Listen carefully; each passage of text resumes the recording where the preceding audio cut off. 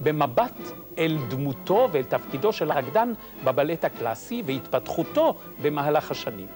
תולדות הרקדן מתוך הסדרה צלילי ריקוד. צפייה מענה לכם. And it's still the easiest joke for a comedian to either jump into tights and, you know, float around. The idea that a man could be sensitive or be involved in anything that had sensitivity is played upon as a joke. I guess because enough of them, you know, number one, they wear tights and enough of them lisp to, you know, make people want to comment on it. For some, there's nothing funnier than a man practicing this distinctly feminine art form. But the real punchline is that ballet isn't a woman's art form at all.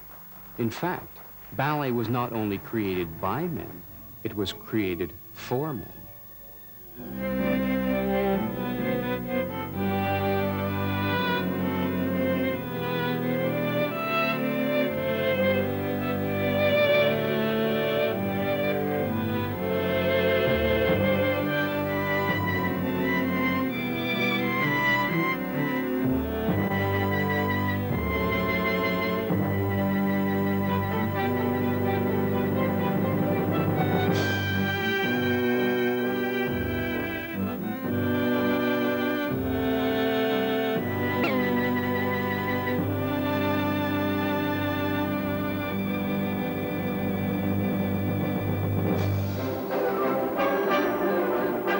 The male dancer, if not for his commitment, prowess, and vision, ballet as we know it today might not exist.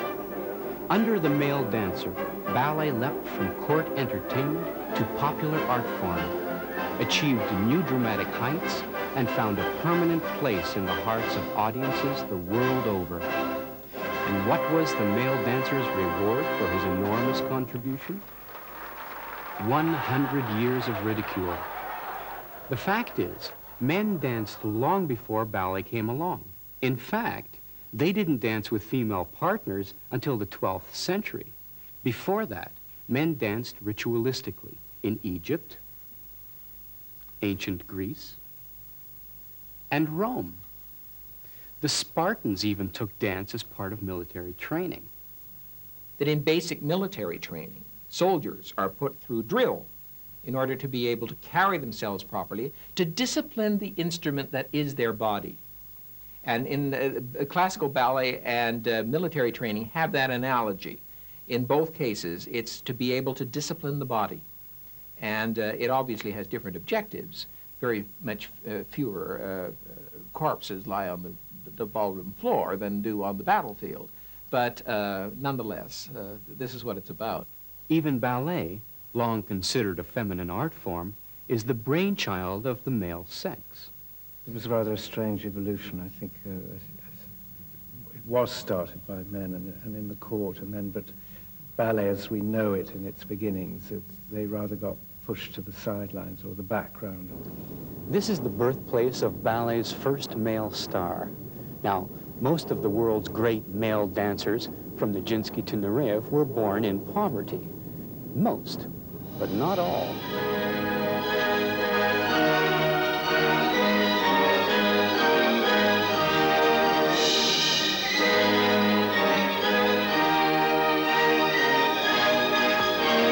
The exception was Louis XIV, the central character in the story of the male ballet dancer.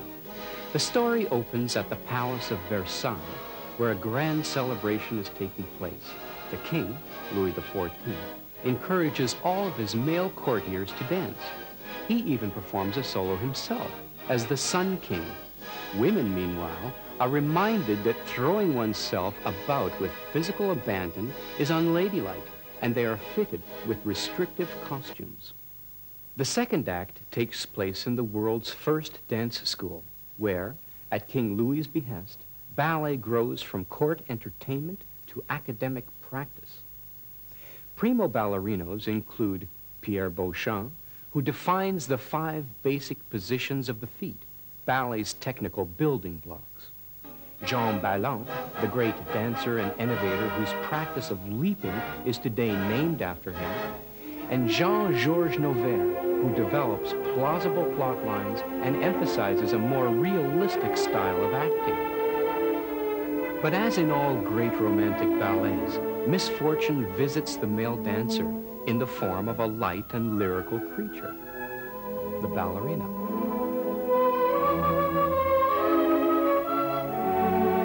The male dancer falls from grace and all but dies. But in the joyous third act, he is rescued by a group of handsome heroes and restored to his former glory.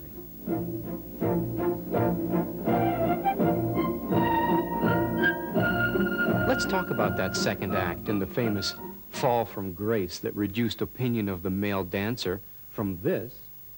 Men in ballet? I think it's wonderful. I love to watch them. Well, those guys are amazing. They do things our greatest athletes couldn't do. To this. Male dancers? I haven't dated any, that's for sure. Oh, those guys, I think some of those guys are pretty light in their loafers. Interesting use of words, because the reason for the male dancer's downfall was this.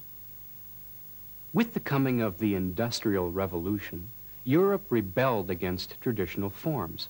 Artists and audiences alike looked to something that transcended the squalor and anonymity of their age. Art focused on beauty, fragility, and idealism. What better personification of these ideals than the female form? And what better tool to elongate and extenuate that form than the point shoe? All through the 19th century, we needed to float.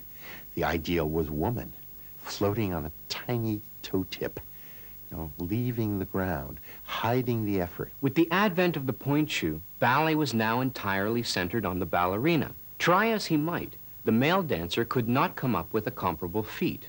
He even tried to dance on point himself. Another part of the costume the male dancer appropriated from the ballerina proved to be more than a facile plea for equal stage time. Eventually, tights would become the male dance costume of choice and would help to reintroduce audiences to the beauty of the male form. But for many years before that, tights would hang around the male dancer's neck like a noose. When I joined the National Ballet, people would kind of say, you know, aren't you embarrassed wearing tights? The ballet costume is very functional, and it's to enable freedom of movement, and it's also to enable us to appreciate the line of the body. And if tights happen to facilitate that, which they do, why not wear tights? I mean, if you want to wear baggy pants doing an arabesque, it's not going to look very effective. So this is the reason why those costumes and those steps happen to work very well together. And now if people are worried that that makes men look effeminate, you can't deal with that. It's in the eye of the beholder. I remember once a talk that Edward Villela gave at the Spoleto Festival in Charleston, in which they asked what it was like to grow up in Queens studying ballet.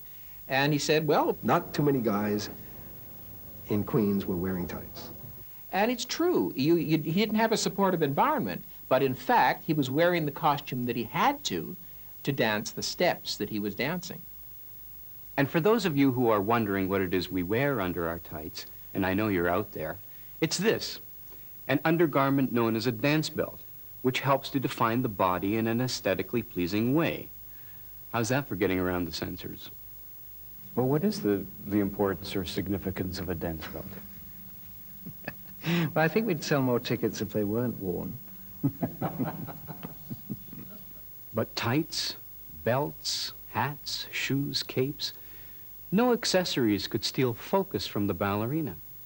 So for the next 100 years or so, the male dancer contented himself with raising the function of the porteur to a high art. And I think for female dancers, the biggest difficulty is that we are the one out in front, and we actually have the easier job in the sense that we have to create the flow of movement. We have to create the shape of the movement. And our male partner behind us has to facilitate that movement and work along with us without hampering our ability to move. So it becomes a very high-skilled thing. Aided by her porteur, the ballerina could now claim the entire art for herself. Ballet had become a distinctly feminine art form. Even into the first half of the 20th century, male participation in ballet would be the result of accident rather than design.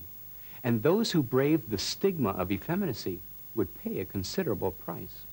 Whenever you ask a man how he got started dancing, it was always some convoluted way, some accident that happened, usually anyway. It was like he went to ballet class with his sister, was sitting there, and somebody dragged him in, or something like that. I got hit by a baseball, knocked unconscious while I was hanging out in the streets, while my sister was away at a local school. And when my mother found out I was brought home unconscious and she wasn't there, she dragged me to my sister's school. And I couldn't sit there and watch 40 giggling girls without having some kind of response physically. And so I waited until they started to jump. I went in the back of the room, started to jump, and I started to make fun of it, disrupted the class, and the teacher gave me a dirty look and said to my mother, "You either get him out of here or stick him in tights at the bar."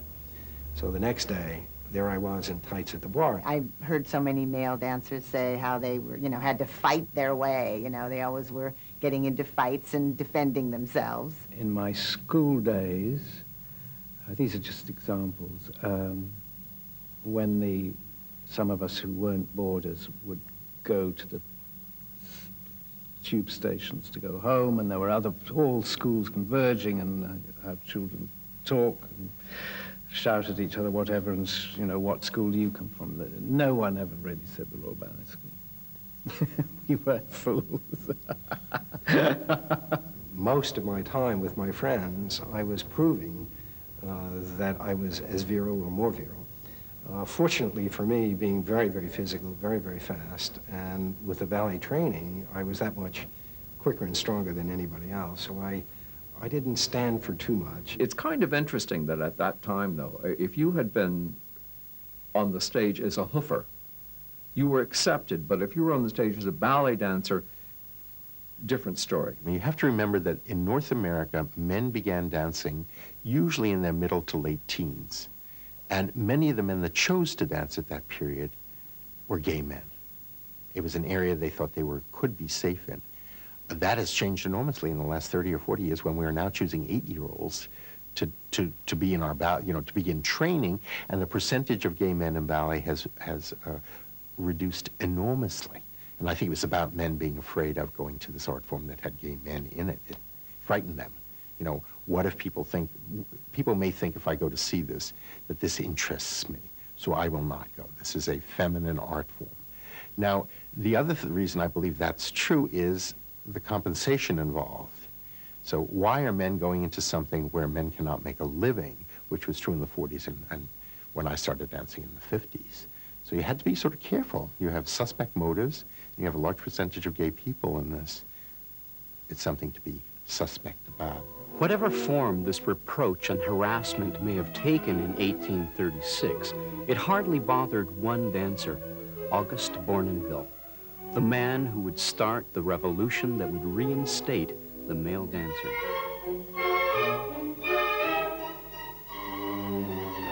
That year, this Danish dancer-choreographer saw a production, La Sylphide, at the time a vehicle for the great ballerina Marie Taglioni. Bournonville returned home and restaged it with the emphasis on the male lead. In Paris, then the center of world culture, the male dancer was dead. But in Denmark, thanks to Bournonville, he was alive and kicking. I think Mr. Bournonville's own ego helped us produce those male dancers. He very much wanted to showcase his own dancing even when he was director of the Royal Danish Ballet. And if you will notice in a ballet he did for himself and his star female pupil, Lucille Grand, called La Sylphide, the Sylph, all of his variations have very clear endings. All of her, everything she does trails off, does not complete, and he starts dancing in the middle of it. This is so that he will have applause and she will not. Very calculated. Then, in 1909, an event occurred which would once again reverse the male dancer's fortunes and restore him to his early glory. That year in Paris, the curtain rose on a talent so formidable that even today people speak of him in mythic terms.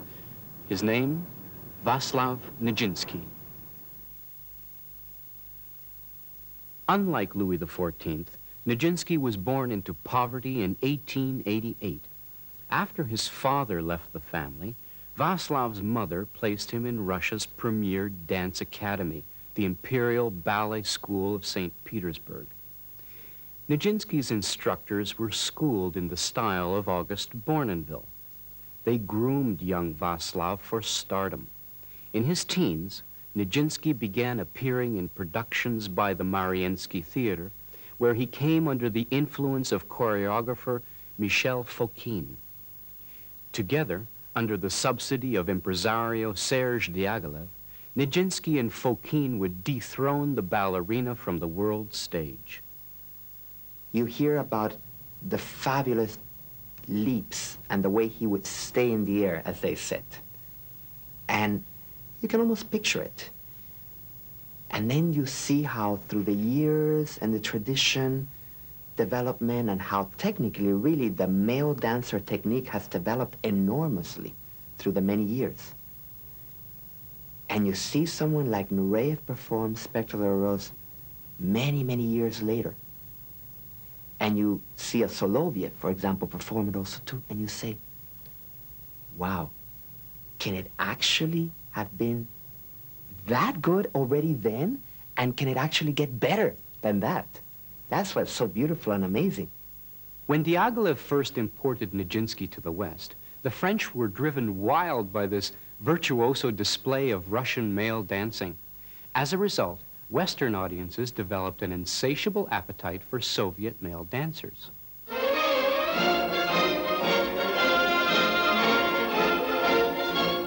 Over the coming years, Russian companies, each with their male stars, began to tour the West on a regular basis.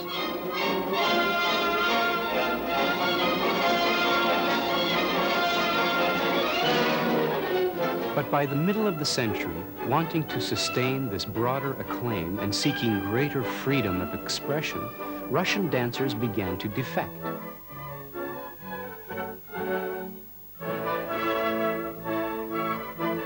For one particular dancer, this precarious act came easy. After all, rebellion had always been a part of his fiery, individualistic character.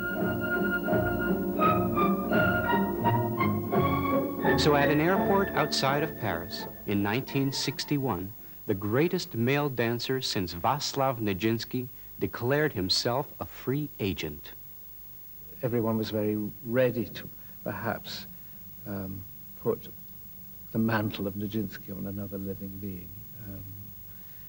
And he came with this enormous sort of furore of a Russian defecting. So it was self-made mass media publicity. But of course, he had the great, enormous, charismatic talent to back it up.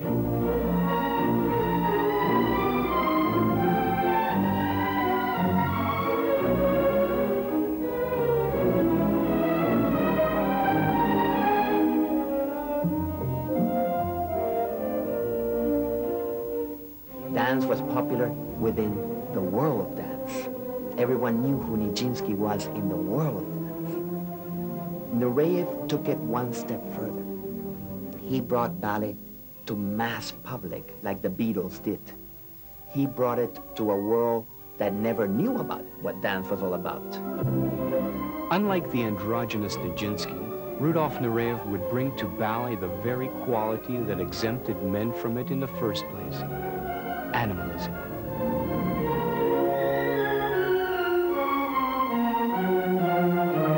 It's like an animal, flailing nostrils and marvelous tartar cheekbones, and the passion and the power and the quietness as he leapt and he stole onto the stage. I really saw tiger on stage. I saw lion on stage. I saw huge, big animal on stage. 1962 would be a milestone year for Nureyev. He would be paired with Margot Fonteyn to form the most famous dance partnership of our time. She was very wary at being at her stage in her career, and this young tiger that had jumped into the midst. He was wild and crazy. He wanted it absolutely right. And then you have Margot, whose musicality was absolutely impeccable. And so therefore, if you look at them, they weren't that much different. On the outside, perhaps, but inwardly, their desire to find this absolute purity and cleanliness and simplicity was the same. So it was really a wonderful match. Thanks to the showmanship and iconoclasm of Nijinsky and Nureyev, dance history has been rewritten. In their wake, most of the full-length classics originally developed for the ballerina have been restaged to include solos, variations, and psychological depth for the male roles. Originally, Sleeping Beauty, the male dancer did not have a solo in the third act. He had a coda. The second little solo, he had a coda. He did not have the main big solo that was later installed years later.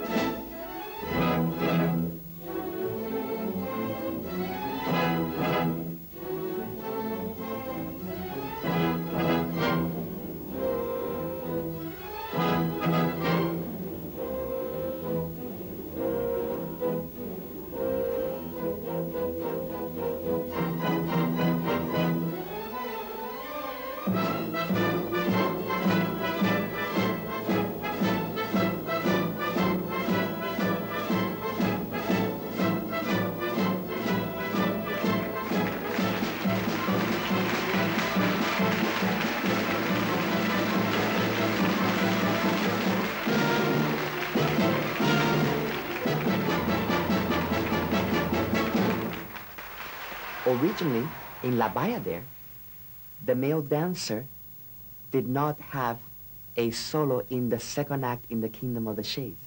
His big solo came inside the palace, one act before. Today, when they perform just the Kingdom of the Shades, they have his big solo from the palace with the big coda of the Kingdom of the Shades.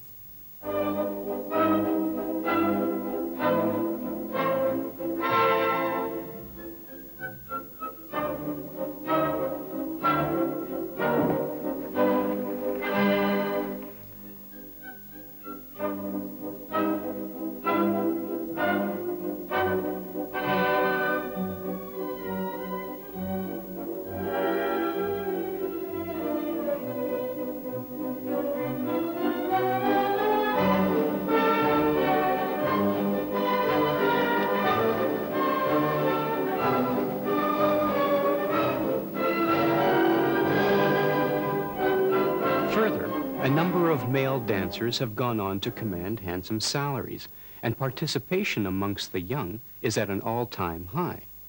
I think now they're almost reigning supreme in a way, because one hears around the world that there's more talent in schools amongst the boys than there tends to be amongst the girls. And I know a lot of directors believe it's the time of men.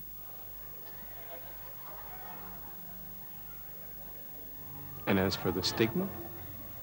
As far as the stigma goes, I do think that the stigma of effeminacy from a male dancer, I think that is just about a thing of the past. There's no question that there has been a far greater acceptance of what we do generally, but more specifically what our male dancers do. A far greater acceptance now than there ever has been. From the days of Louis XIV through to the artistry and acclaim of Nijinsky and Nureyev, the male dancer has come full circle. It's incredibly gratifying and rewarding. I mean, you know, how many guys go off and learn to play instruments or in a rock band or take the musical side of that spiritual fulfillment. And then on the other side, they will do the physical, the sports side of that fulfillment. Well, this is both in one.